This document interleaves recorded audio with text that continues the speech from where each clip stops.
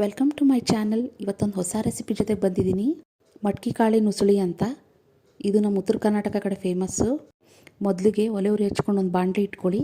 ಅದಕ್ಕೆ ಎಣ್ಣೆ ಹಾಕ್ಕೊಂಡು ಒಗ್ಗರಣೆಗೆ ಸಾಸಿವೆ ಜೀರಿಗೆ ಹಾಕ್ಕೊಳ್ಳಿ. ಸಾಸಿವೆ ಚಟ್ಪಟ ಅಂತಿದ್ದಾಗೇ ಕರಿಬೇವು ಮತ್ತು ಹಸಿಮೆಣ್ಸಿನ್ಕಾಯಿನ ಹಾಕ್ಕೊಂಡು ಚೆನ್ನಾಗಿ ಬಾಡಿಸ್ಕೊಳ್ಳಿ.